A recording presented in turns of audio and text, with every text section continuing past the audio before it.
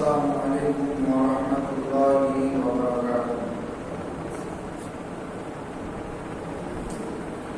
الحمد لله وكفى وسلام على عباده الذين اصطفى. أما بعد فأعوذ بالله من الشيطان الرجيم. بسم الله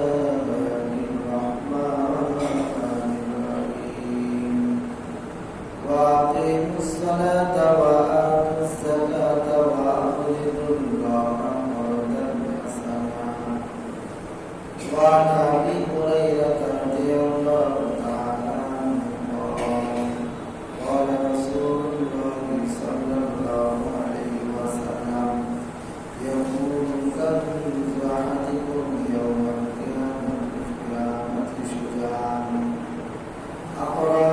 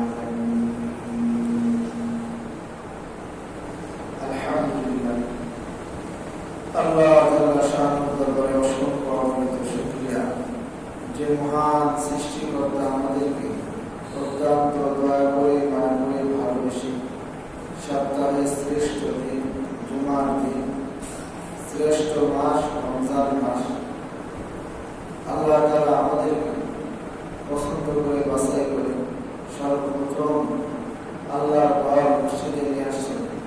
সেই মহান আলিশান দরবারে কালিমাতুশ শুকর আদায় করি আলহামদুলিল্লাহ। সাথে সাথে দরুদ পাঠ করি আপনার তাজদারে মদিনা সরকারের জানের প্রতি সকলে বলি সাল্লাল্লাহু আলাইহি ওয়াসাল্লাম। সম্মানিত মুসলিম, আজকে যে সম্পর্কে আলোচনা করব যাকাতের ফজিলত এবং সাদাকাতুল ফিতরের ফজিলত এবং মাসাইল সম্পর্কে। যত হাদিসের কিতাব আছে, যত বড় বড় মাসাইলের কিতাব আছে, হাদিসের কিতাব এবং মাসাইলের কিতাবের মধ্যে কঠিন অধ্যায় যাকাতের অধ্যায় হলো একটা কঠিন অধ্যায়। এ সম্পর্কে অসংখ্য অগণিত হাদিস দ্বারা প্রমাণিত এবং অসংখ্য অগণিত কোরআনের আয়াত দ্বারা প্রমাণিত এবং মাসাইলের কিতাবগুলোতেও যাকাতের মাসলাগুলো অনেক কঠিন, সহজে বোঝানো অনেক কঠিন। এমন একটা বিষয় এবং সাদাকাতুল ফিতরের বিষয় অল্প সময়ের মধ্যে বোঝাইতে হবে সবাইকে। সবাই মনোযোগ সহকারে শুনবে। যাকাতের ফজিলত এবং মাসাইল কি, সাদাকাতুল ফিতরের ফজিলত এবং মাসাইল কি, সংক্ষিপ্ত আকারে যতটুকু না বললে নয় ততটুকুই বলব। যাকাত শুধু আমরা মালের যাকাত দিই তেমনটা নয়, আমাদের শরীরেরও যাকাত করতে হবে, আদায় করতে হবে। আল্লাহ তাআলা আমাদেরকে 307টা কয়দিন আপনি শুকরিয়া আদায় করলেন আর কয়দিন আপনি যাকাত আদায় করলেন। এই জন্য নিজের শরীরটাকে যে আল্লাহ তাআলা সুস্থ আর ভালো রাখছে, এই জন্য আল্লাহর রাস্তায় কি করা, সাদাকা।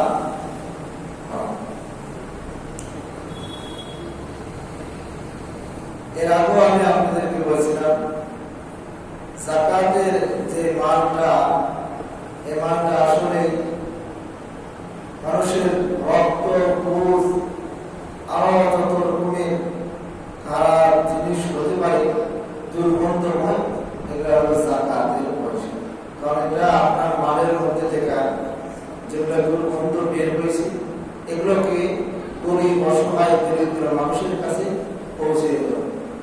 আর গরিব, অসহায়, দরিদ্র মানুষ আপনার এই টাকা দিয়ে সে খাবার খরিদ করবে, কাপড় খরিদ করবে, তার মন যেটা চাইবে সেটা সে করবে। কেন? সে গরিব। আর আপনি দিবেন কেন? আল্লাহ তাআলা আপনাকে কি বানাইছে? গরিব বানাইছে। আল্লাহ তাআলা যদি আপনাকে দরিদ্র বানাইতো, তাহলে আপনি কি কিছু করতে পারতেন? কিছু করতে পারতেন? কিছু করতে পারতেন। তো আল্লাহ তাআলা আপনাকে যে অর্থ সম্পদ দিয়েছে, এই অর্থ সম্পদ আল্লাহ তাআলার রাস্তায় কি করা? ব্যয় করা। আল্লাহ তাআলা সূরাতুল মুজাম্মিলের 20 নম্বর আয়াতে আল্লাহ তাআলা বলেন, ওয়া আকিমুস সালাতা ওয়া আতুজ যাকাতা ওয়া আতিউল্লাহা কওলান হাসানা। আল্লাহ তাআলা বলেন, ওয়া আকিমুস সালাতা, তোমরা নামাজ আদায় করো, তোমরা নামাজ কায়েম করো, ওয়া আতুজ যাকাতা, এবং তোমরা যাকাত আদায় করো, ওয়া আতিউল্লাহা কওলান হাসানা, এবং আমি আল্লাহ তাআলাকে উত্তম খরচ দান করো। সুবহানাল্লাহ। আল্লাহ তাআলা বলতেছে যে তোমরা কি করো? নামাজ কায়েম করো, যাকাত প্রদান করো, যাকাত আদায় করো, ওয়া আতিউল্লাহা কওলান হাসানা। আল্লাহ তাআলাকে উত্তম খরচ দেওয়ার জন্য বলতেছে। আল্লাহ তাআলাকে খরচ দেয় নাকি? আল্লাহ তাআলা বলতেছে যে আমাকে কি করো? উত্তম খরচ দাও। আমরা যেরকম কারো কাছে টাকা আছে, কেউ অন্যকে খরচ দিল কিছু টাকা, আমরা খরচ দিই না। তো আল্লাহ তাআলা বলতেছে যে তোমরা তোমাদের মাল আমি আল্লাহ তাআলাকে খরচ দাও। আল্লাহ তাআলা কি চাইতেছে? খরচ চাইতেছে। আমরা কি মালকে আল্লাহ তাআলাকে খরচ দিই? আল্লাহর রাস্তায় যেটাকে আমরা খরচ করতেছি, এটাই আল্লাহ তাআলাকে কি দেওয়া হচ্ছে? খরচ দেওয়া হইতেছে। এই যে যাকাত এবং সদকা যেগুলো আমরা দিতেছি, এগুলো আল্লাহ তাআলাকে কি দিতেছি? আমরা খরচ দিতেছি। কিয়ামতের দিন আল্লাহ তাআলার কাছে আপনি বলতে পারবেন যে আল্লাহ তাআলা, আমি যে খরচগুলো দিছিলাম আজকে আমাকে দাও। কারণ আল্লাহ তাআলা তো কোরআন কারীমের মধ্যে বলেছেন, ওয়া আতিউল্লাহা কওলান হাসানা, তোমরা আমাকে কি করো? উত্তম খরচ দাও। মানে আমরা এই যে আল্লাহ তাআলার রাস্তায় খরচ করতেছি, কিয়ামতের দিন যখন আমরা বিপদে আটকে যাব, তখন আল্লাহ তাআলা এই খরচগুলো যে আল্লাহ তাআলাকে দিয়েছিলাম, আল্লাহ তাআলা আমাদেরকে দিয়ে উত্তর করবে। সুবহানাল্লাহ। এই জন্য আল্লাহর রাস্তায় কি করা? খরচ দেওয়া, আল্লাহ তাআলাকে খরচ দেওয়া। আল্লাহ তাআলা সূরাতুল বাকারা 43 নম্বর আয়াতে আল্লাহ তাআলা বলেন, ওয়া আকিমুস সালাতা ওয়া আতুজ যাকাতা ওয়ারকাউ মা'আর রাকিঈন। আল্লাহ তাআলা বলেন, ওয়া আকিমুস সালাতা, তোমরা নামাজ কি আদায় করো, ওয়া আতুজ যাকাতা, এবং তোমরা যাকাত আদায় করো, ওয়ারকাউ মা'আর রাকিঈন, এবং রুকুকারীদের সঙ্গে তোমরা রুকু করো। আল্লাহ তাআলা বললেন যে তোমরা নামাজ আদায় করো, যাকাত তোমরা প্রদান করো, যাকাত আদায় করো, এবং যারা রুকুকারী আছে তাদের সঙ্গে তোমরা কি করো? রুকু করো। অর্থাৎ যারা নামাজ পড়ে, যারা আল্লাহর হুকুম মানে, তাদের সঙ্গে আল্লাহর হুকুম কি করো? আদায় করো। তাছাড়া এখানে এই কথাটা কি বুঝবো? ওয়ারকাউ মা রাকিঈন। আল্লাহ তাআলা বলতেছে রুকুকারীদের সঙ্গে তোমরা কি করো? রুকু করো। তাহলে আমরা যদি কিয়াম বাদ দিয়ে শুধু রুকুই করলাম, সিজদা করলাম না, তাহলে মনে করলাম, আমরা ধারণা করলাম যে আল্লাহ রুকু করতে বলছে, আমি রুকুই করি। কিন্তু আল্লাহ তাআলা এই ছোট্ট শব্দ দ্বারা সমস্ত কিছুকে এখানে কি করা হয়েছে? বোঝানো হয়েছে। আল্লাহ তাআলা এখানে নামাজ বুঝাইছে যে তোমরা নামাজ যারা আদায় করে তাদের সঙ্গে তোমরা কি করো? নামাজ আদায় করো। যারা আল্লাহর হুকুম পালন করে তাদের সঙ্গে তোমরা থেকে কি করো? আল্লাহর হুকুম পালন করো। যারা নবীর তরিকা মতো চলে তাদের সঙ্গে থাকা নবীর তরিকায় তোমরা কি করো? চলো। সমস্ত কিছু আল্লাহ তাআলা এখানে বুঝাইছে। তাহলে পূর্ণ আমি বলছি কোরআনের প্রতিটা আয়াত, প্রতিটা শব্দ গভীরতা এতটা বেশি।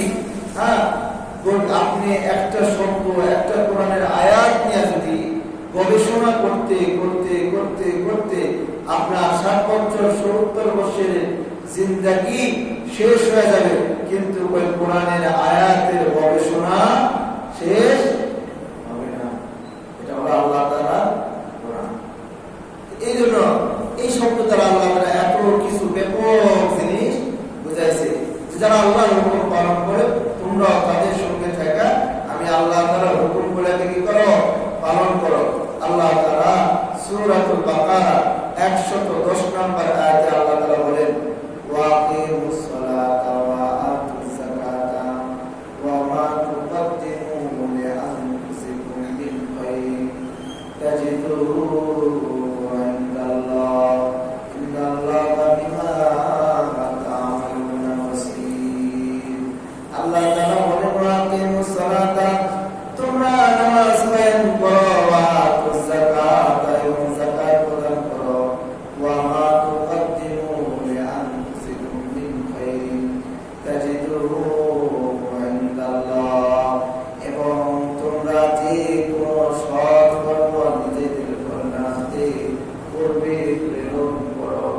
আল্লাহ তাআলা বলেন, কোন সৎ কর্ম তোমরা নিজেদের কল্যাণার্থে আমি আল্লাহ তাআলার কাছে পৌঁছে দাও, কেননা আমি আল্লাহ তাআলা ওই সৎ কর্মের উপর কিয়ামতের দিন, কঠিন মুসিবতের দিন আমি আল্লাহ তাআলা দান করব। ইন্নাল্লাহা বিমা তা'মালুনা বাসীর। নিশ্চয় আল্লাহ তাআলা সমস্ত কিছু জানেন।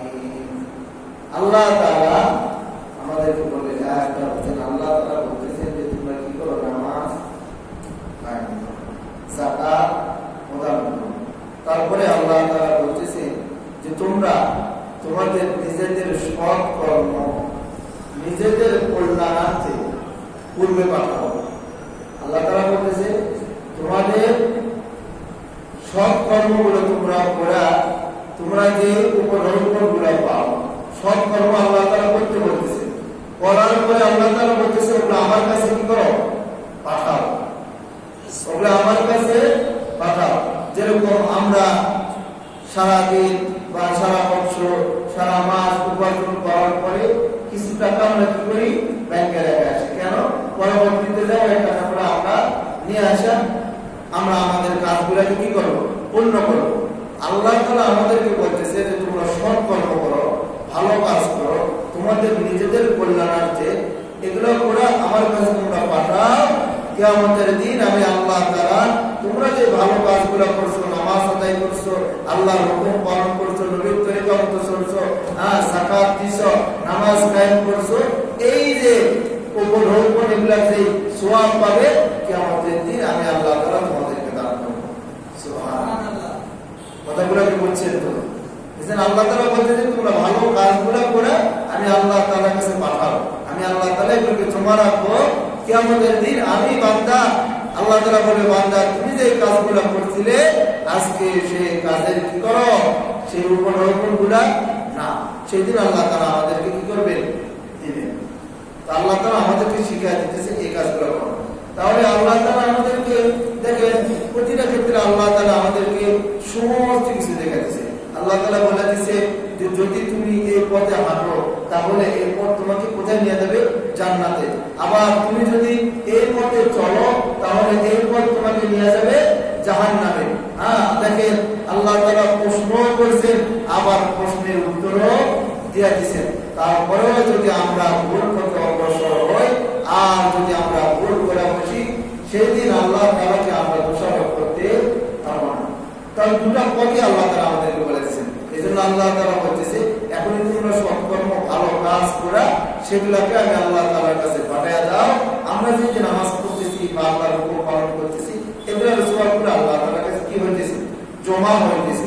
এখন আপনি যে দান সদকা করবেন, এই যাকাতগুলো দিবেন, দরিদ্র মানুষের পাশে দাঁড়াইবেন, দরিদ্র অসহায় মানুষগুলোকে কাপড় দিবেন, যা কিছু প্রয়োজন, খাবারের যা প্রয়োজন আপনি যেগুলো দিবেন, এগুলো আল্লাহ তাআলার কাছে জমা থাকবে। কিয়ামতের দিন আল্লাহ তাআলা আপনাকে দান করবেন। সুবহানাল্লাহি ওয়া বিহামদিহি। আল্লাহ তাআলা আমাদেরকে এরকম নেক কাজ করার তৌফিক দান করুন। আমিন বলেন। আমিন। যাকাতের অনেক আয়াত, অনেক হাদিস দ্বারা প্রমাণিত। আমি তো এটি পূর্বে বললাম, যাকাত প্রতিটা হাদিসের কিতাব এবং প্রতিটা ফিকহের মাসআলার কিতাবের মধ্যে যাকাতের অধ্যায়টা হলো কঠিন। যাকাতের অধ্যায় সহজ নয়, যাকাতের অধ্যায় কঠিন। এই কঠিন বিষয়কে স্বল্প সময়ের মধ্যে আপনাদেরকে বুঝাইতে হবে। তা আমি চেষ্টা করবো বোঝানোর জন্য, আপনারা চেষ্টা করবেন বুঝে নেওয়ার জন্য। এখন আসেন যে যাকাত আদায় করলে এটার পুরস্কার কি? আপনি যে যাকাত দিলেন, আল্লাহ তাআলা আপনাকে অর্থ দিল, এই অর্থগুলোর মধ্যে থেকে আল্লাহর রাস্তায় আপনি খরচ করলেন, এটার কি উপলক্ষণ আল্লাহ তাআলা, কি পুরস্কার আল্লাহ তাআলা দিবেন? আল্লাহ তাআলা সূরাতুল বাকারা 277 নম্বর আয়াতে আল্লাহ তাআলা বলেন, ইন্নাল্লাযীনা আমানু ওয়া আমিলুস সালিহাতি ওয়া আকামুস সালাতা ওয়া আতুজ যাকাতা লাহুম আজরুহুম ইনদা রাব্বিহিম ওয়া লা খাউফুন আলাইহিম ওয়া লা হুম ইয়াহজানুন। আল্লাহ তাআলা বলেন, ইন্নাল্লাযীনা আমানু, নিশ্চয় যারা ঈমান নিয়ে আসছে, ওয়া আমিলুস সালিহাতি, এবং নেক আমল করছে, ওয়া আকামুস সালাতা, নামাজ পড়ছে, ওয়া আতুজ যাকাতা, যাকাত আদায় করছে, লাহুম আজরুহুম ইনদা রাব্বিহিম, তাদের পুরস্কার তাদের রবের কাছে আছে, ওয়া লা খাউফুন আলাইহিম ওয়া লা হুম ইয়াহজানুন। আল্লাহ তাআলা বলেন, তাদের কোনো ভয় নাই, ওয়া লা হুম ইয়াহজানুন, এবং তাদের কোনো দুঃখ নাই। সুবহানাল্লাহ। আল্লাহর আয়াতকে আগে বলেন, আল্লাহ তাআলা প্রথমে বলেছেন, ইন্নাল্লাযীনা আমানু, যারা কি নিয়ে আসছে? ঈমান নিয়ে আসছে। তারপরে আল্লাহ তাআলা বলতেছে, ওয়া আমিলুস সালিহাত, এবং কি করছে? নেক কাজ, ভালো কাজ করছে, নামাজ পড়ছে, যাকাত দিছে, আল্লাহ যেগুলা করতে বলছে সেগুলা করছে। ওয়া আকামুস সালাতা ওয়া আতুজ যাকাতা, তার মধ্যে দুইটা আল্লাহ তাআলা তুলে দিয়েছে। তার মধ্যে নামাজ আর যাকাতকে আল্লাহ তাআলা তুলে বুঝাইছে যে যারা কি করছে? নেক কাজ করছে। লাহুম আজরুহুম ইনদা রাব্বিহিম, আজর মানে হলো প্রতিদান।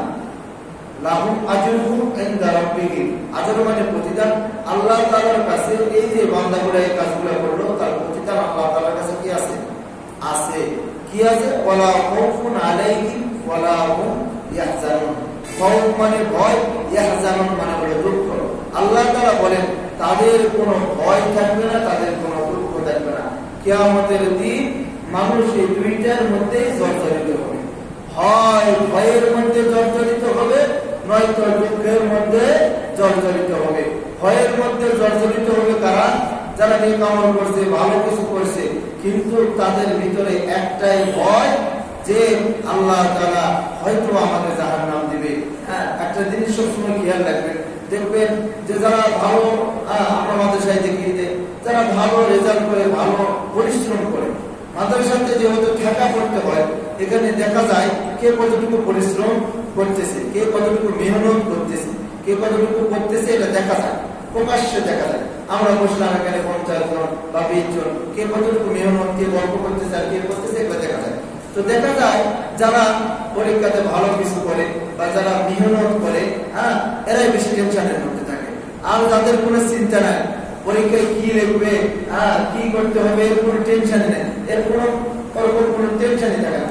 তো এটার দ্বারা আল্লাহ তাআলা বুঝাইতেছে যে যারা নেক কাজ আর ভালো কাজ করবে, কিয়ামতের দিন ওরা খুব একটা টেনশনের মধ্যে থাকবে। আল্লাহ তাআলা বলেছে যারা ভয়ের মধ্যে থাকবে, ওয়ালা হুম ইয়াহজানুন, আর দুঃখের মধ্যে যারা থাকবে, তারা যারা দুনিয়ার মধ্যে নেক আমল ভালো কাজ করে না, তারা দুঃখের মধ্যে থাকবে আর আফসোস করবে। হায় আফসোস, দুনিয়াতে 60 বছর 70 বছর 80 বছরের জিন্দেগি কামায় আসলাম, কি করে আসলাম, ওরা হায় আফসোস করবে আর নিজের মাথাকে দেওয়ালের সাথে নিজের মাথাকে এভাবে মারতে থাকবে। তাহলে আল্লাহ তাআলা যাকাত আদায় করলে কি পুরস্কার, আল্লাহ তাআলা আমাদেরকে সেটা জানায় দিলেন যে কিয়ামতের দিন কোনো ভয় ভীতি কোনো কিছু থাকবে না। যাকাত না দেওয়ার শাস্তি কি, আল্লাহ তাআলা বলেন যে যারা যাকাত দিবে না, সূরাতুত তাওবার 34 নম্বর আয়াতে আল্লাহ তাআলা বলেন ওয়াল্লাযীনা ইয়াকনিজুনা আয-যাহাবা ওয়াল ফিদ্দাত, আল্লাহ তাআলা বলেন যারা তাদের সম্পদ স্বর্ণ এবং রূপা অর্থ সম্পদ টাকা যারা কি করবে, জমা করবে, ইয়াকনিজুন মানে জমা করা, যারা কি করবে তাদের সম্পদগুলোকে স্বর্ণগুলোকে এবং রূপা চাঁদি এবং টাকা পয়সা আরো যা কিছু হতে পারে মাল, এগুলোকে যারা কি করবে, জমা করবে, ওয়ালা ইউনফিকুনাহা ফি সাবিলিল্লাহ, এবং আল্লাহর পথে ব্যয় করবে না, আল্লাহর পথে খরচ করবে না, ফাবাশিরহুম বিআযাবিন আলীম, আল্লাহ তাআলা নবীকে বলেন, নবী আপনি ওই সমস্ত মানুষগুলোকে বলে দেন যারা তাদের অর্থগুলোকে জমা করে, যারা তাদের স্বর্ণগুলোকে জমা করে, যারা তাদের রূপাগুলোকে জমা করে, যারা আল্লাহ তাআলা যত সম্পদ দিয়েছে ওই সম্পদগুলোকে জমা করে এবং যারা আল্লাহর পথে ব্যয় করে না, তাদেরকে নবীকে বলে দেওয়ার জন্য আল্লাহ তাআলা বলতেছে ফাবাশিরহুম বিআযাবিন আলীম, নবী আপনি তাদেরকে বলে দেন যে তাদের জন্য যন্ত্রণাময় শাস্তির সুসংবাদ দেওয়া হবে। আল্লাহ তাআলা কি বলতে চান, শাস্তির কোনদিন সুসংবাদ হতে পারে না দুঃসংবাদ হবে? আল্লাহ তাআলা বলতেছে যে আমি সম্পদ দেওয়ার পরেও যদি তুমি যাকাত দিলে না, তুমি আল্লাহর পথে খরচ করে না, তাহলে তোমার জন্য সুসংবাদ, তুমি সুসংবাদ গ্রহণ করো যে তোমাকে কি করবো, আমি আযাব দিব, এটা তুমি সুসংবাদ গ্রহণ করো। তাহলে দেখেন পুরস্কার কি সেটাও আল্লাহ তাআলা বললেন এবং সাজা কি সেটাও আল্লাহ তাআলা বলে দিলেন। নবী করিম সাল্লাল্লাহু আলাইহি ওয়াসাল্লাম হাদিসের মধ্যে বলেন, আমি বেশি ব্যাখ্যা করার সুযোগ পাচ্ছি না যেহেতু সময় অল্প। নবী করিম সাল্লাল্লাহু আলাইহি ওয়াসাল্লাম বুখারী এবং মিশকাত শরীফের মধ্যে নবী বলেন, আবু হুরায়রা রাদিয়াল্লাহু তাআলা আনহু এই হাদিসটা বর্ণনা করেন। আবু হুরায়রা রাদিয়াল্লাহু তাআলা আনহু বলেন যে মান আতাহুল্লাহু মালান ফালাম ইউদ্দা যাকাতুহু, নবী করিম সাল্লাল্লাহু আলাইহি ওয়াসাল্লাম বলেন যে আল্লাহ তাআলা যাদেরকে ধন সম্পদ দিয়েছে, আরবি ইবারত বলে, আমি যদি অর্থ বলি তর্জমা করি সময় লাগে, শুধু অর্থটা বোঝেন যে নবী বলেন যে যাকে আল্লাহ তাআলা ধন সম্পদ দান করেছে, ধন সম্পদ দান করার পরে সে আল্লাহর রাস্তায় যাকাত দিল না, আল্লাহর রাস্তায় কি করলো না, খরচ করলো না, কিয়ামতের দিন ওই ধন সম্পদকে তার জন্য টাক পাতা বিশিষ্ট সাপ বানায় দিবে। কি বানায় দিবে? টাক মাথা বিশিষ্ট কি বানায় দিবে? সাপ বানায় দিবে। ইয়াউমাল কিয়ামতি সুজাআন, সুজাআন মানে হলো টাক মাথা বিশিষ্ট সাপ বানায় দিবে। হাদিসের ব্যাখ্যায় মুফতি ফয়জুল্লাহ রহমাতুল্লাহি আলাইহি বলেন যে টাক মাথা বিশিষ্ট কেন বলে দেওয়া হবে, তার এতটাই বিষ থাকবে, এতটাই তার পাওয়ার থাকবে, এই পাওয়ারের কারণে, বিষের কারণে তার ওই সাপের মাথায় কি থাকবে না, চুল থাকবে না। এবং নবী বলেন এবং তার চোখে দুইটি কালো ফোঁটার মতো থাকবে, চোখটা এমন থাকবে ওই চোখ দেখে মানুষ ভয় পাবে। কিয়ামতের দিন তার গলায় ওই সাপ শিকলের মতো পরিয়ে দেওয়া হবে। কি করবে? কিয়ামতের দিন ওই অর্থের জন্য ওই সাপকে কি করে দিবে? তার গলার মধ্যে পেঁচিয়ে দেওয়া হবে এবং ওই সাপ তাকে একে সবর দিবে আর বলবে সুম্মা ইয়াকুলু আনা মালুকা, সাপ সবর দিবে আর বলবে আমি হলাম তোমার মাল, এবং সাপ বলবে আনা কানজুকা, আমি তোমার জমাকৃত মাল। সাপ এরকম করে কি করবে? ওই সবর দিবে আর মনে করে দিবে, সবর দিবে আর কি করে দিবে? মনে করে দিবে যে আমি হলাম তোমার মা। আর তার যে বিষের পাওয়ার, এক সবরে এমন পরিস্থিতি হবে মানুষের, সে আর কোনো নিজের ভিতরে থাকবে না। সাপ এরকম ভাবে হাদিসের মধ্যে লাগে, চোয়ালের মধ্যে, পিঠের মধ্যে, মুখের মধ্যে সবর দিবে আর বলবে আনা মালুকা আনা কানজুকা, আমি হলাম তোমার মাল, আমি হলাম তোমার জমাকৃত মা। তাহলে দেখেন যে যাকাত আদায় না করলে কত বড় শাস্তির কথা নবী করিম সাল্লাল্লাহু আলাইহি ওয়াসাল্লাম হাদিসের মধ্যে বলেন। যে মুসনাদ আহমদ ইবনে হাম্বল এবং মিশকাত শরীফের মধ্যে নবী করিম সাল্লাল্লাহু আলাইহি ওয়াসাল্লাম বলেন ইয়াকুনু কানসু আহাদিকুম ইয়াউমাল কিয়ামাতি শুজাআন। যাদেরকে নবী করিম সাল্লাল্লাহু আলাইহি ওয়াসাল্লাম বলেন যারা যাকাত আদায় করে না, তাদেরকে আল্লাহ তাআলা এমন একটা সাপ বানায় দিবে। সুজাআন তো আগে বললাম যে টাক বিশিষ্ট সাপ তাদেরকে ধাওয়া করতে থাকবে। তাদেরকে কি করবে? ধাওয়া করবে। ধাওয়া করতে করতে তাদেরকে যা কি করবে? সবর দিবে।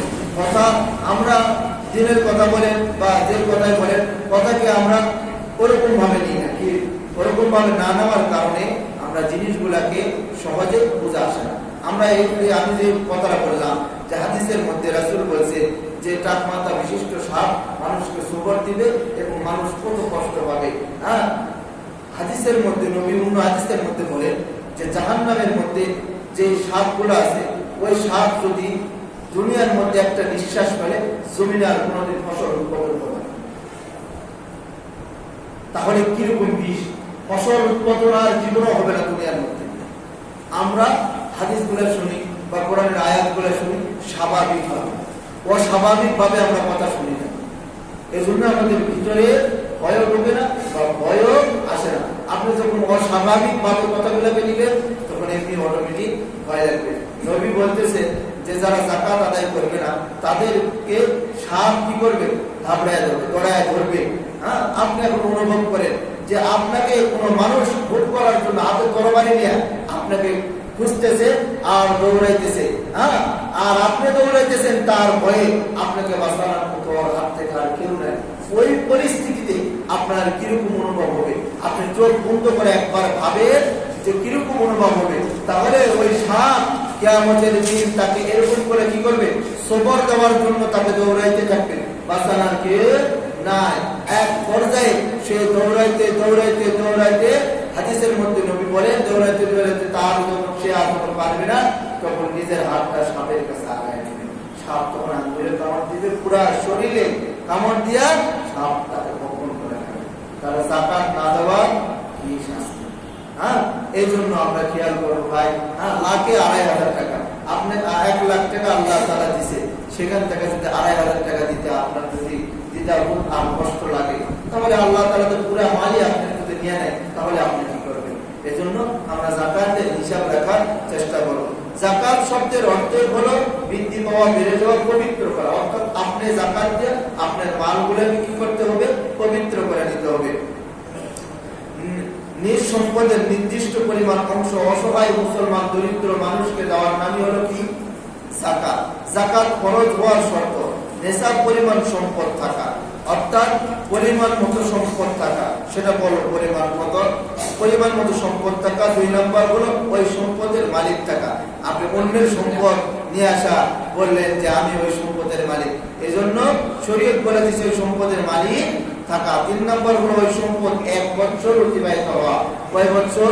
১ বছর। আপনার কাছে যে সম্পদ থাকবে ওই সম্পদটা ১ বছর অতিবাহিত হতে হবে। মনে করেন এই রমজানে আপনার কাছে ১ লাখ টাকা আছে, এই রমজান থেকে নিয়ে পরে রমজান পর্যন্ত মাঝখানে যদি আপনার কাছে ১ লাখ টাকা নাও থাকে, এটা কোনো ধর্তব্য হবে না। আবার পরে রমজানে আসার পরে দেখতেছেন আপনার কাছে কি আছে? ১ লাখ টাকা আছে, তাহলে আপনার উপর যাকাত ফরজ। আপনাকে কি করতে হবে? যাকাত আদায় করতে হবে। মাঝখানে টাকা না থাকলে কোনো সমস্যা নাই। ৪ নম্বর হলো মুসলমান হওয়া। ৫ নম্বর হলো বালেগ হওয়া, নাবালেগের উপর যাকাত ফরজ নয়। ৬ নম্বর জ্ঞান সম্পন্ন হওয়া, পাগলের উপর যাকাত ফরজ নয়। ৭ নম্বর হলো স্বাধীন হওয়া। যাকাত যাদের উপর যাকাত ফরজ, সুস্থ মস্তিষ্ক বালেগ নেশাবের সমপরিমাণ সম্পদের মালিক হলে তার উপর যাকাত ফরজ। পাগল তার শিশু এগুলোর উপর যাকাত ফরজ নয়। সম্পদের বিবরণ: 1 নম্বর হলো স্বর্ণ 7.5 ভরি, 2 নম্বর হলো রূপা 52.5 তোলা। কথা বুঝেন? কারো কাছে যদি শুধু আগে যেহেতু স্বর্ণ ছিল, এই জন্য স্বর্ণের হিসাবে কি হয়েছে যাকাতের আলোচনাগুলো নবী যেভাবে বলেছেন এবং ফুকাহায়ে কেরামরা যেভাবে লিখছেন যে স্বর্ণ যদি 7.5 ভরি থাকে তাহলে আপনার উপর যাকাত ফরজ। এদিকে রূপা যদি আপনার কাছে 52.5 তোলা থাকে তাহলে আপনার উপর যাকাত ফরজ। এখন এদিকে গেল শুধু স্বর্ণ আর রূপা। এখন আপনার কাছে কোনোটাই কি নাই, পরিপূর্ণ নাই। কোনোটাই যদি আপনার কাছে পরিপূর্ণ না থাকে তাহলে দুটাকে একত্রিত করতে হবে। স্বর্ণকে আপনি একত্রিত করবেন এবং রূপাকে একত্রিত করবেন। আপনার যাবতীয় যত মাল আছে সমস্ত মালকে একত্রিত করার পরে দেখতে হবে 52.5 তোলা রূপার সম পরিমাণ আপনার অর্থ আসতেছে কিনা। আমার কথা বুঝছেন? যাকাতের বিষয় আমি ইতিপূর্বে বলেছি, অনেক কঠিন বিষয়। তো এই জন্য ভালো করে বোঝানোর চেষ্টা করবেন যে আপনার কাছে 52.5 তোলা রূপার সম পরিমাণ অর্থ আসতেছে কিনা। 52.5 তোলা রূপা যদি এখন 1500 টাকা ধরেন, যদি 1500 টাকা ধরেন তাহলে 52.5 তোলা রূপার দাম আসতেছে 78,750 টাকা। যদি 1500 টাকা ধরেন রূপা তোলা, আর এদিকে যদি 1200 টাকা ধরেন তাহলে 63,000 টাকা। তাহলে এটা যেহেতু হিসাব করতে হয়, হিসাব করে নিয়ে আপনাকে দেখতে হবে যে আপনার কাছে যদি বর্তমানে আমরা ধরলামই বর্তমানে 1500 টাকা করে ধরলাম, তাহলে 80,000 টাকা যদি আপনার কাছে থাকে তাহলে আপনার উপর কি যাকাত ফরজ। অনেকে হিসাব করে কিভাবে জানেন যে আমার কাছে তো 7.5 ভরি কি নাই, স্বর্ণ নাই, তাহলে আমার উপর যাকাত ফরজ না। এই জন্য মনে রাখতে হবে যে রূপার যে মূল্য আছে এই মূল্যের সাথে আপনার মূল্য কি করতে হবে, মিলাইতে হবে। আর 8 প্রকার লোককে যাকাত দেওয়া যাবে। কয় প্রকার? 8 প্রকার। ফকির 1 নম্বর ফকির, 2 নম্বর মিসকিন, 3 নম্বর ওই সব লোক যারা যাকাত উত্তোলন করে, 4 নম্বর দাস আজাদ করার জন্য যাকাত দিতে পারবেন, 5 নম্বর ঋণগ্রস্তকে অসহায় মানুষকে আপনি যাকাত দিতে পারেন, 6 নম্বর আল্লাহর রাস্তায় জিহাদকারীকে যাকাত দিতে পারবেন, 7 নম্বর মুসাফিরকে যাকাত দিতে পারবেন, 8 নম্বর ওই সমস্ত কাফির যাদের দিন মুসলমান হওয়ার দিকে অগ্রসর হইতেছে, আপনি যদি একটু টাকা দেন তাহলে হয়তো মুসলমান হয়ে যেতে পারে, এদেরকে যাকাত দিতে পারবেন। 8 শ্রেণীর মানুষকে যাকাত দেওয়া যাবে না। 1 নম্বর হলো পিতা মাতা ও তাদের ঊর্ধ্বগামী। পিতা মাতা মনে করেন আপনার পিতা দাদা এরকম ভাবে আপনার নানা নানি ঊর্ধ্বগামী যেগুলো আছে এগুলোকে যাকাত দেওয়া যাবে না। 2 নম্বর নিঃসন্তান, নিঃসন্তান এবং নিম্নগামী, সন্তান তার সন্তান তার সন্তান এগুলো নিম্নগামী। 3 নম্বর স্বামী, 4 নম্বর স্ত্রী, 5 নম্বর কোনো হাসিম পুত্র, 6 নম্বর অমুসলিম, 7 নম্বর সম্পদের অধিকারী ব্যক্তি, 8 নম্বর ভরণ পোষণের দায়িত্ব। 8 নম্বর হলো যাদের ভরণ পোষণের দায়িত্ব আপনার কাছে আছে, আপনি তাদেরকে যাকাত দিতে পারবেন না। যেসব সম্পদের যাকাত নাই, নেশাব পরিমাণ সম্পদ যদি না হয় তাহলে যাকাত দিতে হবে না। ঘরের যে আসবাবপত্র আছে যেমন খাট, পালং, চেয়ার, টেবিল, ফ্রিজ, আলমারি এগুলোর উপর যাকাত আসে না। ব্যবহারের পোশাক, ব্যবহারের যানবাহন, ব্যবহারের গরু ছাগল, বই খাতা আরো শিল্প কারখানা যেগুলো আছে এগুলোর উপর যাকাত আসে না। ভাড়া দেওয়ার উদ্দেশ্যে যে ঘরগুলো বা দোকানগুলো আমরা বানাই বা বাড়ি যেগুলো বানাই এগুলোর উপর যাকাত আসে না। কিন্তু ওই যে ভাড়াগুলো পাচ্ছেন ওই ভাড়ার টাকার উপর, অর্থের উপর কি আসে? যাকাত আসে। যাকাত সবচাইতে আত্মীয় স্বজনকে দেওয়া সবচাইতে বেশি উত্তম। ভাই বোন, ভাতিজা, চাচা, মামা, ফুফু, খালাকে যাকাত দেওয়া যাবে। নিজ পিতা মাতা, দাদা দাদি, নানা নানি এইভাবে জন্মের উৎস যারা আছে, আপনার জন্মের উৎস যারা আছে তাদেরকে যাকাত দেওয়া যাবে না। যাকাতের টাকা দিয়ে মসজিদ নির্মাণ করা যাবে না, যাকাতের টাকা দিয়ে মাদ্রাসা নির্মাণ করা যাবে না। কারণ যাকাতের টাকাগুলো ওই 8 শ্রেণীর মানুষগুলোই খাইতে পারবে, এছাড়া অন্য কেউ খাইতে পারবে না।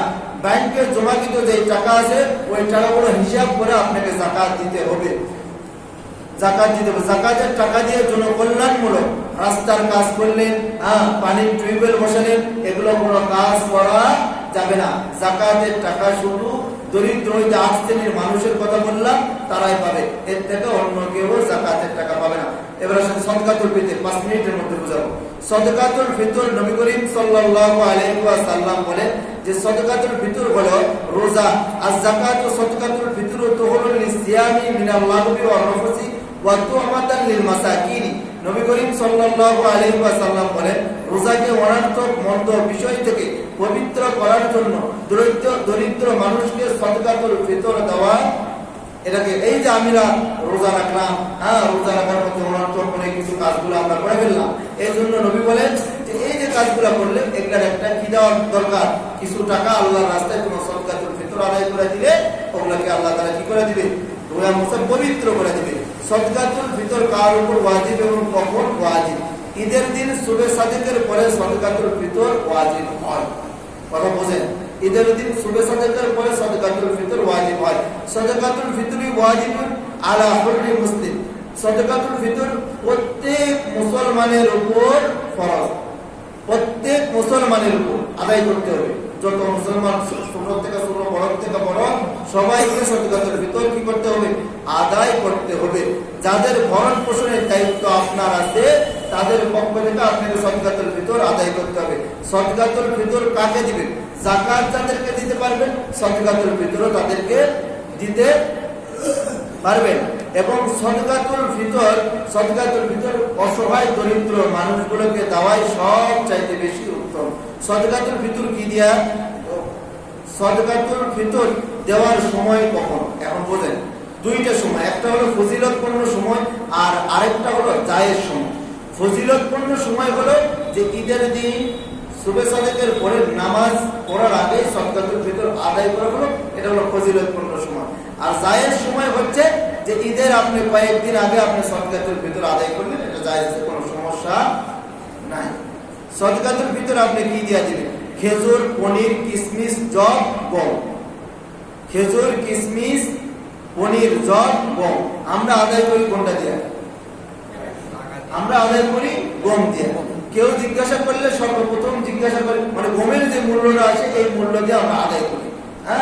তো আমরা জিজ্ঞাসা করলে বলে যে কত টাকা আসছে, যদি আপনি খেজুরের দাম ধরে দেন তখন এত টাকা আসছে নাকি, এরকম করে বলবে।